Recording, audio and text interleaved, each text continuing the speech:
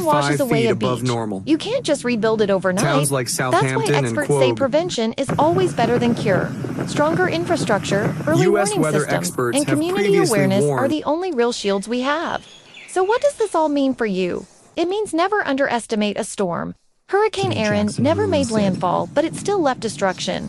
From Maryland to New Jersey to New England, nature's power is real, and it doesn't take permission before striking. And now, just like I promised at the beginning, here's the one piece of advice that could truly save your life.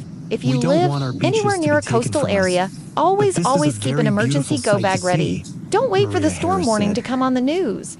Don't wait for sirens or evacuation texts. By then, it's too late.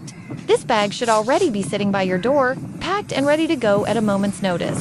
Inside it, you need the basics for survival: clean drinking water sealed in bottles, a flashlight strong enough to cut through pitch-black nights, backup batteries, and a reliable first aid kit.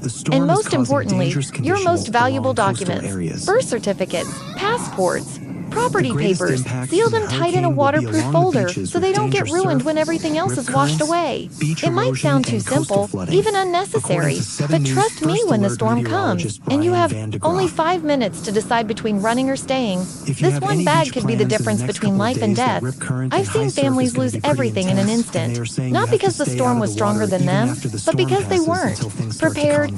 That bag isn't just about supplies. It's about giving your family a fighting chance when nature shows no mercy. So please, don't ignore this. Stay prepared. We cannot control when the winds rise or the ocean surges, but we can control how ready we are to face it, and that readiness could mean survival. If you found this video helpful, please take 1 second to hit like, share it with someone you love, and subscribe. Your one click might spread this information to someone who desperately needs it before the next storm strikes.